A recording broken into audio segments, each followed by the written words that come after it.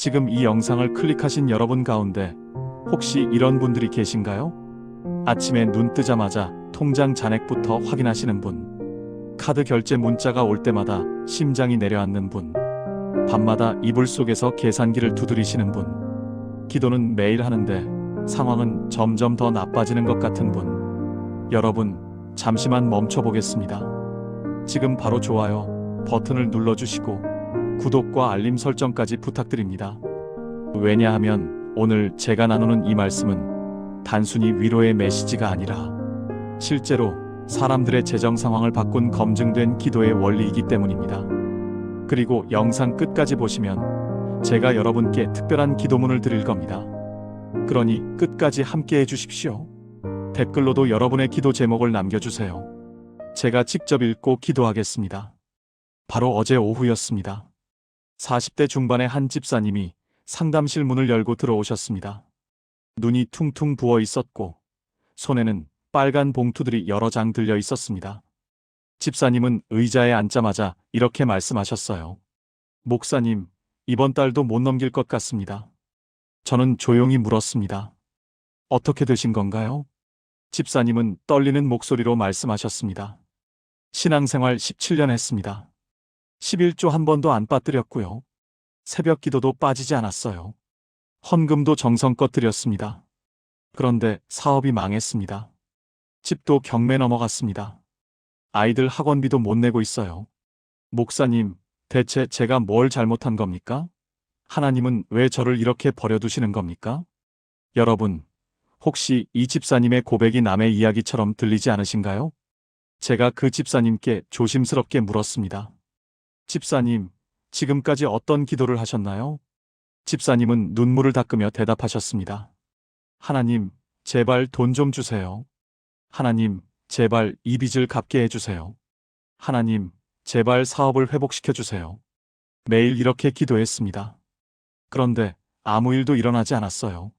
저는 그 순간 10년 전 제 모습을 떠올렸습니다. 2015년 3월, 저는 개척교회 목회자였습니다.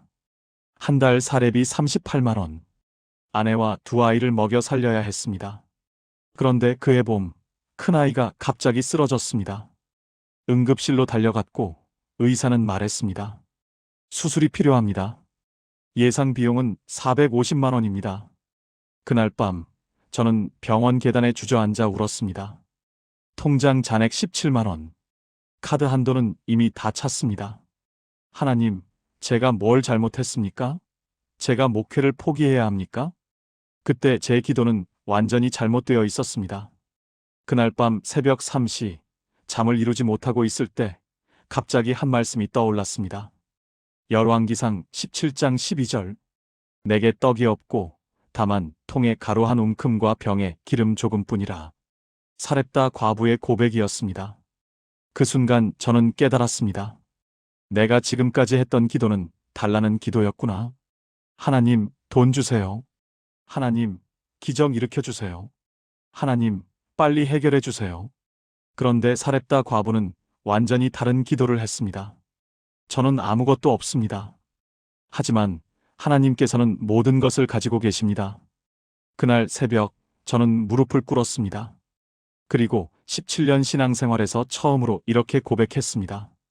하나님, 저는 지금 아무것도 없습니다. 17만 원밖에 없습니다. 카드 빚만 2천만 원입니다. 그러나 하나님, 당신은 모든 것을 가지고 계십니다. 저의 이 없음이 하나님의 풍성함을 드러내는 통로가 되게 하소서. 그 기도를 드린 지 정확히 12시간 후 믿을 수 없는 일이 일어났습니다. 잠깐 그 이야기를 하기 전에 여러분께 부탁드립니다. 이 영상이 도움이 되고 계신다면 지금 좋아요 버튼을 눌러주세요.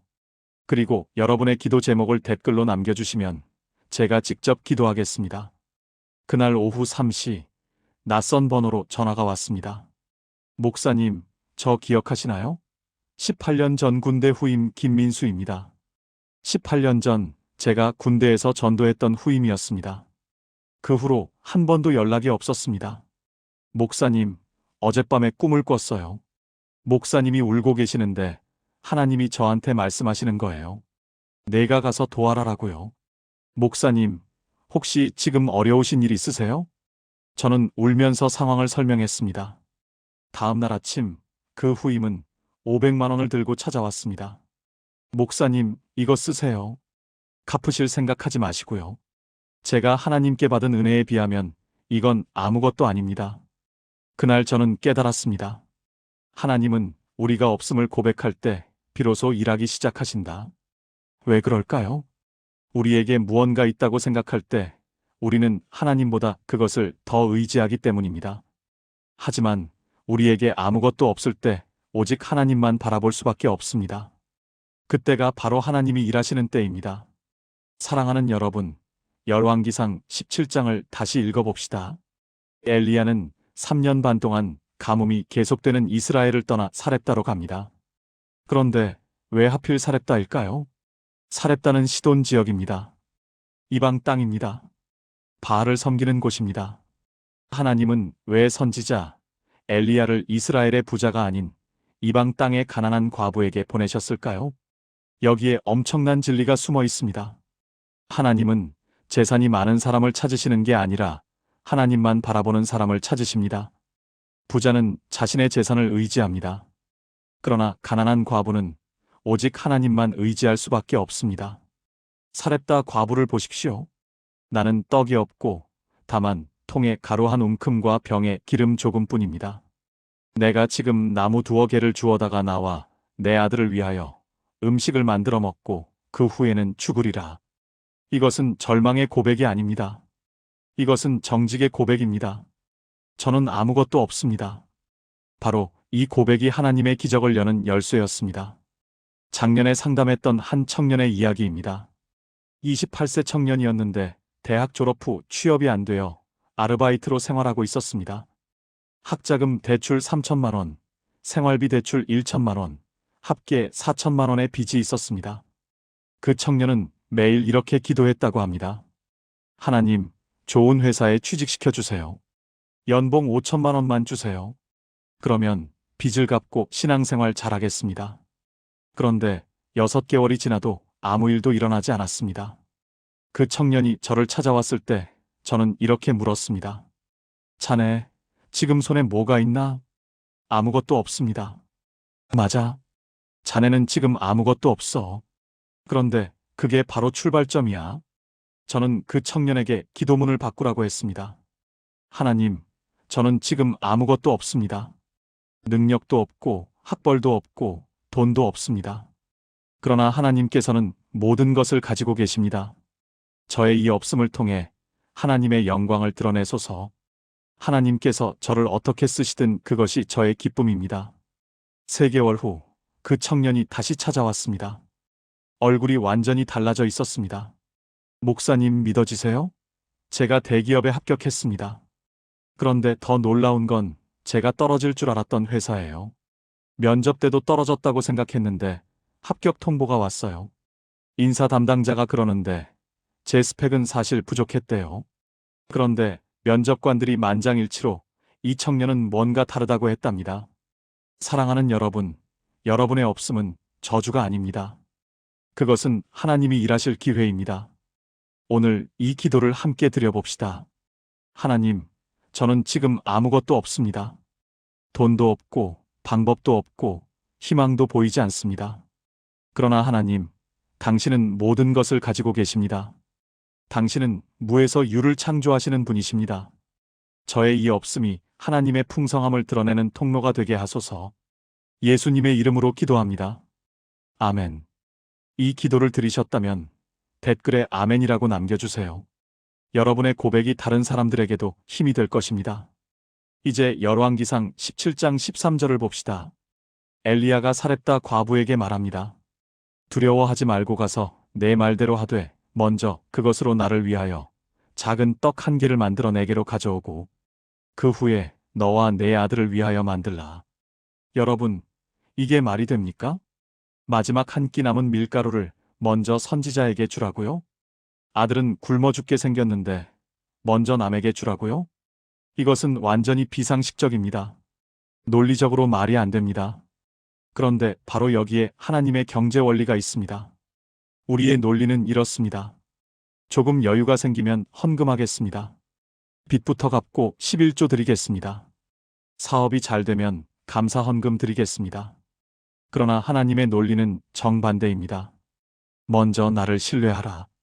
그러면 나머지는 내가 책임지겠다. 마태복음 6장 33절. 너희는 먼저 그의 나라와 그의 의를 구하라. 그리하면 이 모든 것을 너희에게 더하시리라. 3년 전 한 식당 사장님을 상담했습니다. 코로나로 매출이 90%가 떨어졌습니다. 직원 월급 주기도 빠듯한 상황이었습니다. 그분은 이렇게 말씀하셨습니다. 목사님, 솔직히 말씀드릴게요. 지금 11조 드릴 형편이 안 됩니다. 빚 갚기도 벅차요.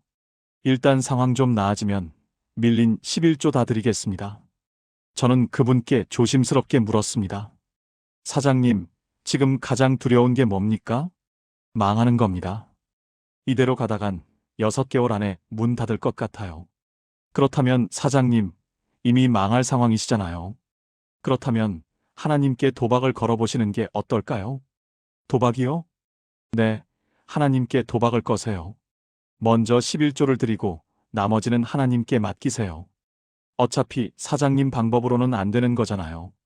그렇다면 하나님의 방법을 시도해 보세요. 그 사장님은 한참을 고민하시다가 결단하셨습니다. 알겠습니다. 어차피 망할 거면 하나님 방법대로 해보고 망하겠습니다. 그분은 그달부터 매출이 떨어져도 11조를 먼저 드렸습니다. 가끔 직원 월급이 모자랄 때도 11조는 먼저 드렸습니다. 그리고 이렇게 기도했답니다. 하나님, 이제 저는 했습니다. 나머지는 하나님이 하세요. 망하든 살든 하나님 손에 맡깁니다. 6개월 후 그 사장님이 교회로 찾아오셨습니다. 얼굴에 웃음이 가득했습니다. 목사님 믿어지세요? 매출이 회복됐어요. 아니, 회복 정도가 아니라 코로나 전보다 더 늘었어요. 어떻게 된 겁니까? 잘 모르겠어요. 그런데 손님들이 자꾸 오는 거예요. 어떤 손님은 사장님 가게는 뭔가 다르다고 하고 어떤 손님은 여기 오면 마음이 편안하다고 해요. 목사님, 이게 하나님이 하신 거 맞죠? 사랑하는 여러분, 하나님은 우리의 순종을 보십니다. 결과가 아니라 믿음을 보십니다. 사렙다 과부는 마지막 한 끼 남은 떡을 먼저 엘리야에게 주었습니다. 그 순간 기적이 시작됐습니다. 열왕기상 17장 16절. 통에 가루가 떨어지지 아니하고 병에 기름이 없어지지 아니하니 여호와께서 엘리야를 통하여 하신 말씀과 같이 되었더라. 지금 여러분께 질문합니다. 여러분의 재정에서 하나님은 우선순위이십니까? 아니면 마지막 선택이십니까? 빚 갚고 남으면 드리는 것이 11조입니까? 아니면 먼저 드리고 나머지로 사는 것이 믿음입니까? 잠깐, 이 부분이 중요합니다. 혹시 지금 이렇게 생각하시는 분 계신가요?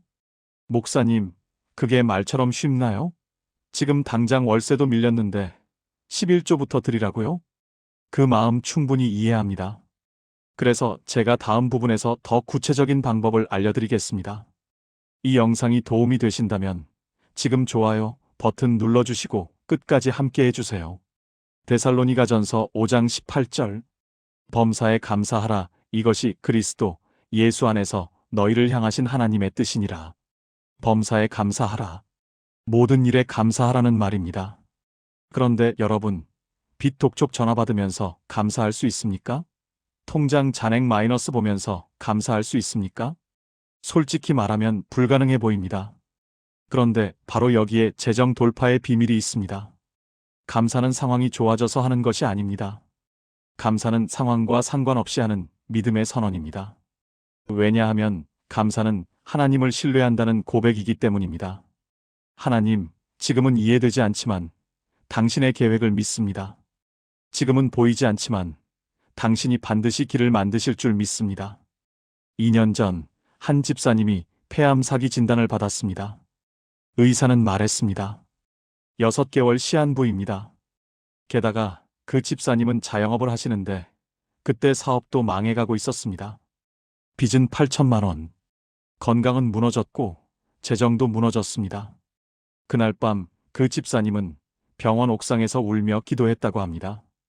하나님, 왜 저에게만 이러십니까? 차라리 죽여주세요. 그런데 그날 밤 성령님께서 그 집사님 마음에 말씀하셨답니다. 내가 지금 가진 것에 감사하라.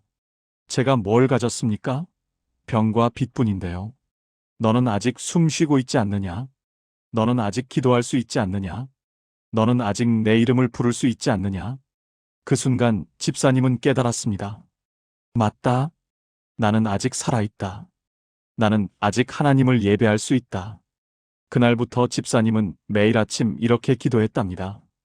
하나님, 오늘 하루 더 주셔서 감사합니다. 숨 쉴 수 있어서 감사합니다. 당신의 이름을 부를 수 있어서 감사합니다. 비록 암이 있지만 감사합니다. 비록 빚이 있지만 감사합니다. 왜냐하면 이 모든 것을 통해 하나님의 영광이 드러날 줄 믿기 때문입니다. 1년 후 그 집사님이 간증을 하셨습니다. 사랑하는 성도 여러분, 저는 1년 전 6개월 시한부 선고를 받았습니다. 그런데 지금 제가 여기 서 있습니다. 3개월 전 재검사를 받았는데 의사가 깜짝 놀랐습니다. 암세포가 90% 이상 줄어들었답니다. 의사가 말했습니다. 이건 의학적으로 설명이 안 됩니다. 기적입니다. 그리고 더 놀라운 건 사업도 회복됐습니다. 정확히 어떻게 됐는지 모르겠어요. 그런데 갑자기 주문이 밀려 들어왔어요.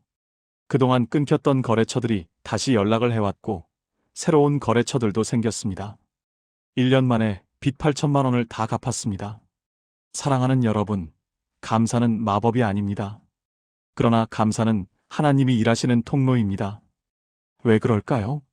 불평과 원망은 우리의 시선을 문제에 고정시킵니다. 그러나 감사는 우리의 시선을 하나님께 향하게 합니다. 그리고 우리의 시선이 하나님께 향할 때 하나님이 일하실 공간이 생깁니다. 지금 이 순간 여러분과 함께 감사 훈련을 하겠습니다. 화면을 보시면서 저와 함께 천천히 따라해 보세요. 하나님 감사합니다. 오늘 아침에 눈을 뜬 것을 감사합니다. 숨을 쉴 수 있는 것을 감사합니다. 하나님의 이름을 부를 수 있는 것을 감사합니다. 비록 통장이 비어 있지만 하나님은 살아계십니다. 감사합니다. 비록 빚이 있지만 하나님은 나를 버리지 않으셨습니다. 감사합니다. 비록 앞이 보이지 않지만 하나님은 길을 아십니다. 감사합니다. 이 모든 상황 속에서도 하나님의 선하심을 믿습니다.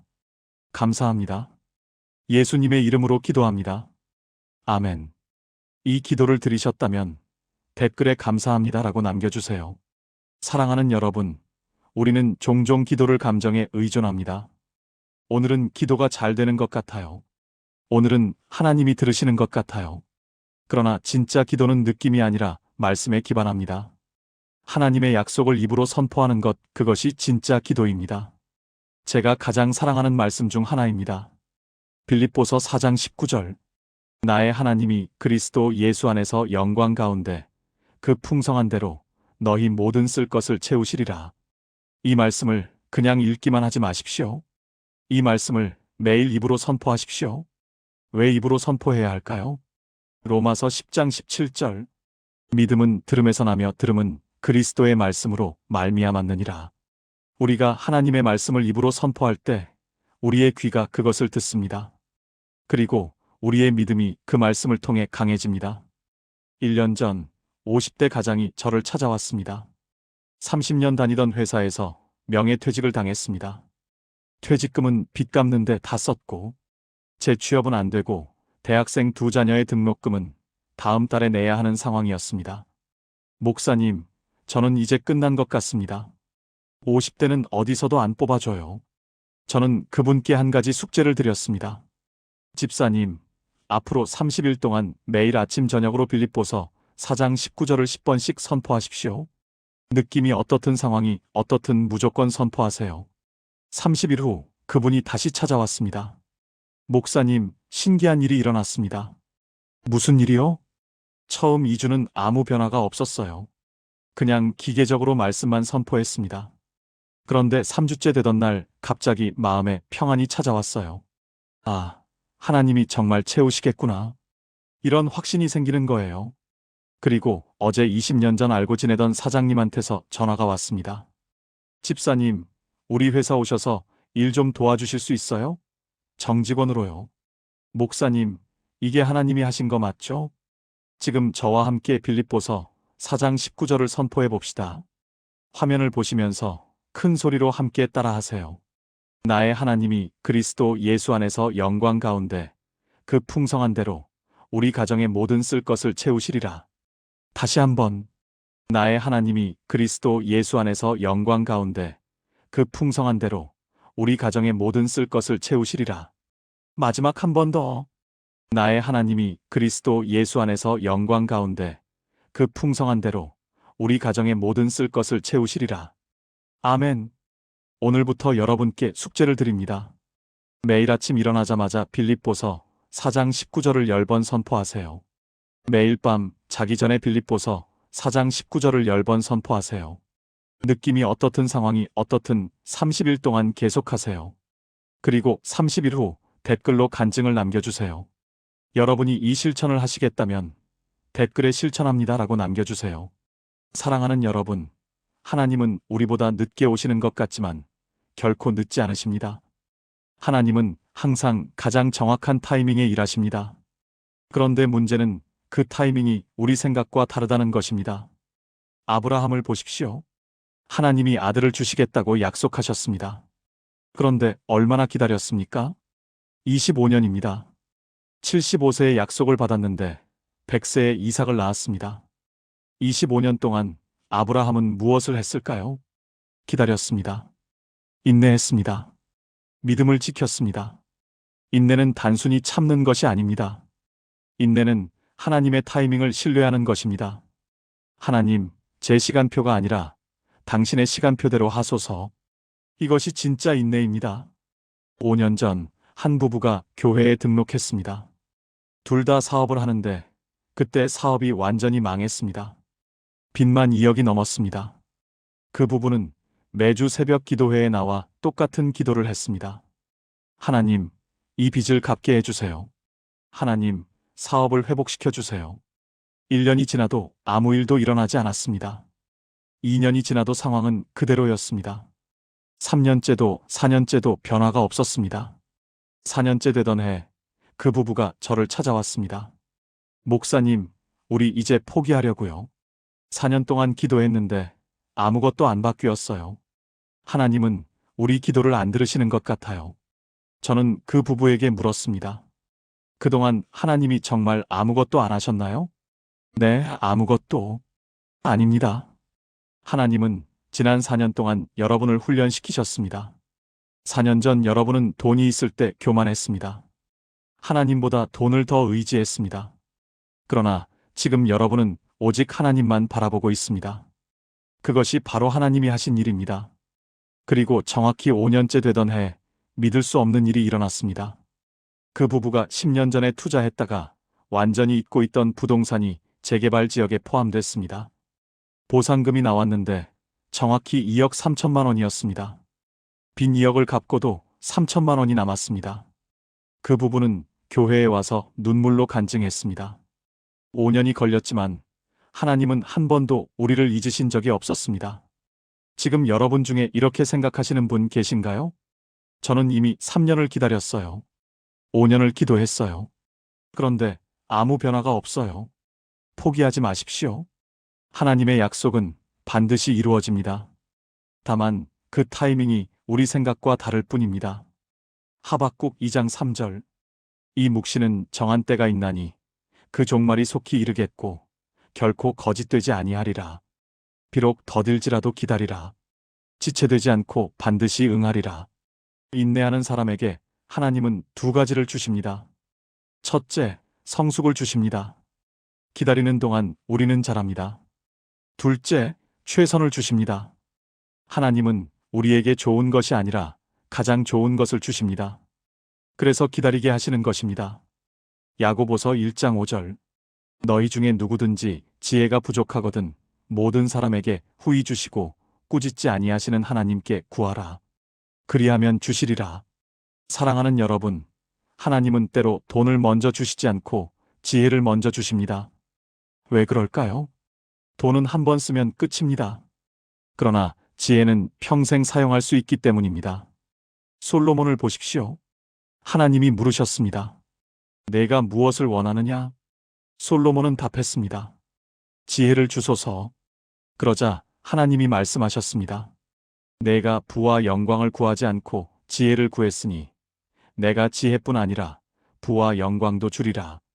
재정 문제로 기도할 때 이렇게 기도해 보십시오. 하나님, 돈을 주시기 전에 지혜를 주소서. 이 상황을 돌파할 하나님의 지혜를 주소서. 어떻게 살아야 할지, 무엇을 해야 할지 지혜를 주소서. 작년에 상담한 32세 청년입니다. 대출 5천만 원에 카드빚 2천만 원, 합계 7천만 원의 빚이 있었습니다. 월급은 300만 원. 이자 갚기도 빠듯한 상황이었습니다. 그 청년이 저에게 물었습니다. 목사님, 이 빚을 어떻게 갚습니까? 저는 답했습니다. 돈을 구하지 말고 지혜를 구하세요. 지혜요? 네, 하나님께 지혜를 구하세요. 어떻게 하면 이 빚을 갚을 수 있을지 하나님의 지혜를 구하세요. 그 청년은 매일 이렇게 기도했답니다. 하나님, 이 빚을 갚을 지혜를 주소서. 3주 후 갑자기 한 아이디어가 떠올랐답니다. 내가 잘하는 게 뭐지? 컴퓨터 프로그래밍이구나. 이걸로 부업을 할 수 있지 않을까? 그 청년은 퇴근 후 프리랜서 플랫폼에 등록했습니다. 처음 한 달은 수입이 거의 없었습니다. 그러나 포기하지 않고 계속했습니다. 3개월 후부터 월 100만 원씩 추가 수입이 생겼습니다. 1년 후에는 월 200만 원까지 늘었습니다. 2년 만에 7천만 원 빚을 다 갚았습니다. 그 청년이 간증했습니다. 목사님, 하나님은 돈을 주시지 않았어요. 대신 지혜를 주셨어요. 그 지혜가 길을 만들었고 그 길이 돈을 만들었어요. 지금도 저는 그 지혜로 계속 일하고 있어요. 지금 저와 함께 지혜를 구하는 기도를 드립시다. 하나님, 저에게 지혜를 주소서. 이 재정 문제를 돌파할 하나님의 지혜를 주소서.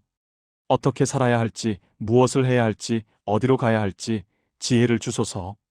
당신의 지혜가 저의 길을 만들게 하소서. 예수님의 이름으로 기도합니다. 아멘. 이 기도를 들으셨다면 댓글에 지혜를 구합니다라고 남겨주세요. 사랑하는 여러분, 재정 문제의 근본적인 해결은 소유권의 전환에서 시작됩니다. 이것은 내 돈이 아닙니다. 하나님의 것입니다. 이 고백이 진심으로 나올 때 재정에 대한 불안이 사라집니다. 시편 24편 1절. 땅과 거기에 충만한 것과 세계와 그 가운데에 사는 자들은 다 여호와의 것이로다. 모든 것은 하나님의 것입니다. 내 집도, 내 차도, 내 통장도 사실은 하나님의 것입니다. 우리는 그저 하나님이 맡기신 것을 관리하는 청지기일 뿐입니다. 청지기가 되면 놀라운 자유가 찾아옵니다. 왜냐하면 책임이 내게 있지 않고 주인에게 있기 때문입니다. 내가 주인이면 모든 것을 내가 해결해야 합니다. 그러나 내가 청직이면 주인이 책임지십니다. 2년 전 한 사장님을 상담했습니다. 회사를 경영하는데 직원들 월급이 밀렸습니다. 사장님은 매일 밤 잠을 못 이루셨답니다. 내가 책임져야 하는데, 내가 해결해야 하는데 나는 할 수가 없구나. 그 스트레스로 우울증까지 왔습니다. 어느 날 새벽 그 사장님이 기도 중에 깨달음을 얻으셨답니다. 아, 이 회사가 내 것이 아니구나. 하나님께서 내게 맡기신 거구나. 그렇다면 책임도 하나님께 있구나. 그날부터 사장님은 이렇게 기도하셨답니다. 하나님, 이 회사는 하나님의 것입니다. 저는 그저 관리자일 뿐입니다. 주인이신 하나님께서 이 회사를 책임져 주소서. 3개월 후 대형 거래처에서 연락이 왔습니다. 사장님, 장기 계약하실래요? 선금으로 5천만 원 드리겠습니다. 그 돈으로 밀린 월급을 다 주고도 운영 자금이 남았습니다. 사장님은 간증하셨습니다. 제가 주인인 줄 알 때는 모든 게 무거웠어요. 그러나 하나님이 주인이심을 인정하니 모든 게 가벼워졌어요. 이제 저는 그저 하나님이 시키는 대로 최선을 다할 뿐입니다. 지금 저와 함께 청지기의 기도를 드립시다. 하나님, 고백합니다. 이것은 제 것이 아닙니다. 모두 하나님의 것입니다. 제 집도, 제 차도, 제 통장도 모두 하나님께서 맡기신 것입니다. 저는 청지기일 뿐입니다. 주인이신 하나님께서 이 모든 것을 책임져 주소서.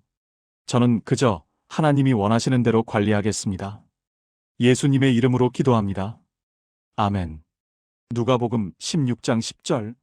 지극히 작은 것에 충성된 자는 큰 것에도 충성되고 지극히 작은 것에 불의한 자는 큰 것에도 불의하니라. 하나님은 큰 것을 주시기 전에 작은 것을 맡기십니다. 그리고 작은 것에 충성하는지 지켜보십니다. 작은 것은 무엇일까요? 지금 여러분 손에 있는 것입니다. 100만 원이 없다고 불평하지 마십시오. 지금 있는 1만 원에 충성하십시오. 집이 없다고 불평하지 마십시오. 지금 있는 원룸을 깨끗하게 관리하십시오. 큰 직장이 없다고 불평하지 마십시오. 지금 하는 아르바이트에 최선을 다하십시오. 3년 전 한 대학생이 저를 찾아왔습니다. 목사님, 저는 돈이 없어서 11조를 못 드려요. 알바비가 한 달에 80만 원인데 월세 40만 원 내고 나면 생활비도 부족해요. 저는 물었습니다. 지금 손에 얼마 있나? 10만 원요. 그럼 1만 원 드려봐. 네, 1만 원이요? 응, 1만 원이라도 드려. 하나님은 액수를 보시는 게 아니라 마음을 보시거든. 그 학생은 매달 1만 원씩 11조를 드리기 시작했습니다. 80만 원의 10분의 1은 8만 원이지만 일단 1만 원부터 시작한 것입니다. 6개월 후 그 학생이 찾아왔습니다. 목사님, 신기한 일이 일어났어요. 무슨 일? 알바 시급이 올랐어요. 그리고 주말 특근 기회가 생겼어요. 이제 한 달에 120만 원씩 벌어요. 그럼 11조도 늘었겠네? 네, 이제 3만 원씩 드려요. 아직 12만 원은 아니지만 계속 늘려가고 있어요. 1년 후 그 학생이 졸업했습니다. 그리고 대기업에 합격했습니다. 첫 월급날 그 학생은 교회에 와서 봉투를 드렸습니다. 목사님, 첫 월급의 10분의 1입니다. 35만 원이에요. 1만 원으로 시작했는데 이제 35만 원이 됐어요. 하나님은 작은 것에 충성하는 사람에게 큰 것을 맡기신다는 말씀이 진짜였어요. 하나님은 우리가 작은 것에 충성하는지 시험하십니다. 왜냐하면 작은 것에 충성하지 못하는 사람은 큰 것도 감당할 수 없기 때문입니다. 지금 여러분 손에 있는 작은 것에 충성하십시오. 그것이 큰 것으로 가는 길입니다. 하나님, 저에게 지금 있는 작은 것에 충성하게 하소서. 적다고 무시하지 않고 귀하게 여기며 최선을 다하게 하소서. 작은 것에 충성할 때 하나님께서 큰 것을 맡기실 줄 믿습니다. 예수님의 이름으로 기도합니다. 아멘. 사랑하는 여러분, 놀랍게도 재정 문제는 관계 문제와 깊이 연결되어 있습니다. 마태복음 5장 23에서 24절. 그러므로 예물을 제단에 드리려다가 거기서 내 형제에게 원망 들을 만한 일이 있는 것이 생각나거든. 예물을 제단 앞에 두고 먼저 가서 내 형제와 화목하고 그 후에 와서 예물을 드리라. 하나님은 헌금보다 관계 회복을 더 중요하게 여기십니다. 깨진 관계는 하나님의 축복 통로를 막습니다. 용서하지 못한 마음, 원망하는 마음, 미워하는 마음. 이것들이 재정의 통로를 막는 영적인 장애물입니다. 작년에 상담한 40대 집사님입니다. 사업이 계속 안 풀렸습니다. 뭘 해도 망했습니다. 목사님, 저는 열심히 하는데 왜 안 되는 걸까요? 저는 조심스럽게 물었습니다. 집사님, 혹시 깨진 관계 있으세요? 집사님은 잠시 침묵하시더니 눈물을 흘리셨습니다. 사실 부모님과 10년째 안 봤어요. 10년 전 작은 일로 다퉜는데 아직도 용서가 안 돼요. 저는 말씀드렸습니다. 집사님, 그 관계를 먼저 회복하세요. 그것이 재정 회복의 첫걸음입니다. 그런데 목사님, 제가 잘못한 게 아닌데요. 누가 잘못했는지는 중요하지 않아요. 하나님 앞에서 먼저 용서하고 먼저 화해하는 것이 중요해요. 집사님은 한참을 고민하시다가 결단하셨습니다. 알겠습니다. 부모님께 전화하겠습니다. 2주 후 집사님이 밝은 얼굴로 찾아왔습니다. 목사님, 부모님과 화해했어요. 처음엔 어색했는데 결국 서로 울면서 용서 구했어요. 그리고 신기한 일이 일어났어요. 화해한 다음 날부터 갑자기 일이 풀리기 시작했어요. 그동안 막혔던 거래가 성사됐고 새로운 사업 기회도 생겼어요. 목사님, 관계가 이렇게 중요한 줄 몰랐어요. 지금 이 순간 혹시 용서하지 못한 사람이 있나요? 원망하는 사람이 있나요? 미워하는 사람이 있나요? 그 사람을 용서하십시오. 그것이 여러분의 재정 통로를 여는 중요한 열쇠입니다. 하나님, 제가 용서하지 못한 사람들을 생각합니다. 저를 아프게 한 사람, 저에게 상처 준 사람, 저를 배신한 사람을 생각합니다. 하나님, 저는 오늘 그들을 용서합니다. 제 힘으로는 할 수 없지만 하나님의 은혜로 용서합니다. 이 용서를 통해 막혔던 축복의 통로가 열리게 하소서. 예수님의 이름으로 기도합니다. 아멘. 용서를 결단하셨다면 댓글에 용서합니다라고 남겨주세요. 사랑하는 믿음의 가족 여러분, 지난 시간 동안 우리는 함께 긴 여정을 걸어왔습니다. 함께 배운 9가지 기도를 정리해 봅시다. 첫째, 저는 아무것도 없습니다. 없음의 고백. 둘째, 먼저 드리는 믿음. 우선순위의 기도. 셋째, 상황 속에서 감사하라. 감사의 선언. 넷째, 말씀을 선포하라. 약속의 선포. 다섯째, 인내하며 기다리라. 타이밍의 신뢰. 여섯째, 지혜를 구하라. 지혜의 기도. 일곱째, 청지기의 고백. 소유권의 전환. 여덟째, 작은 것에 충성하라. 충성의 원리. 아홉째, 관계를 회복하라. 용서의 기도. 이 9가지 기도는 단순한 이론이 아닙니다. 실제로 수많은 사람들의 재정 상황을 바꾼 검증된 기도의 원리입니다. 오늘부터 실천하십시오. 하루에 9가지 다 하기 어려우면 하나씩 시작하십시오. 중요한 것은 시작하는 것입니다. 제가 여러분께 제안합니다. 앞으로 30일 동안 이 9가지 기도를 실천해 보세요. 그리고 30일 후 댓글로 간증을 남겨주세요. 하나님이 어떻게 일하셨는지 함께 나눠주세요. 이제 제가 약속드린 특별 기도문을 드리겠습니다. 이 기도문을 매일 드려보십시오. 화면을 캡처하셔서 저장해 두셔도 좋습니다. 재정 돌파를 위한 특별 기도문. 하나님 아버지, 오늘 주님 앞에 나옵니다. 저는 지금 아무것도 없습니다. 그러나 하나님께서는 모든 것을 가지고 계심을 믿습니다. 저의 이 없음이 하나님의 풍성함을 드러내는 통로가 되게 하소서. 먼저 하나님을 신뢰합니다. 먼저 드리며 먼저 순종합니다. 비록 상황은 어렵지만 감사함으로 나아갑니다. 하나님의 선하심을 믿기 때문입니다. 주님의 말씀을 선포합니다. 나의 하나님이 그리스도 예수 안에서 영광 가운데 그 풍성한 대로 우리 가정의 모든 쓸 것을 채우시리라. 인내하며 기다리겠습니다. 하나님의 타이밍을 신뢰합니다. 지혜를 구합니다. 이 상황을 돌파할 하나님의 지혜를 주소서. 고백합니다. 이 모든 것은 제 것이 아니라 하나님의 것입니다. 저는 청지기일 뿐입니다. 작은 것에 충성하겠습니다. 하나님께서 큰 것을 맡기실 줄 믿습니다. 용서합니다. 저를 아프게 한 모든 사람을 용서합니다. 막혔던 축복의 통로가 열리게 하소서. 하나님, 이제 저는 했습니다. 나머지는 하나님께서 하소서. 예수님의 이름으로 기도합니다. 아멘. 사랑하는 여러분, 이 영상을 끝까지 보신 여러분께 감사드립니다. 마지막으로 3가지 부탁을 드립니다. 첫째, 좋아요 버튼을 눌러주세요. 이 메시지가 더 많은 사람에게 전달될 수 있도록 도와주세요. 둘째, 구독과 알림 설정을 해주세요. 앞으로도 여러분의 믿음에 도움이 되는 메시지를 계속 전하겠습니다. 셋째, 댓글을 남겨주세요. 여러분의 기도 제목, 여러분의 간증, 여러분의 결단을 함께 나눠주세요. 이제 여러분을 축복하며 이 시간을 마치겠습니다.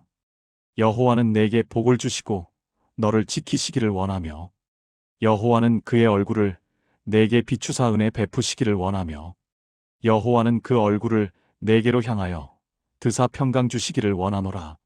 하나님의 풍성하심이 여러분의 가정에 넘쳐나기를 축복합니다. 하나님의 지혜가 여러분의 삶을 인도하시기를 축복합니다. 하나님의 은혜가 여러분의 재정을 회복시키시기를 축복합니다. 30일 후 여러분의 간증을 기대하겠습니다. 하나님이 여러분과 함께 하십니다. 감사합니다.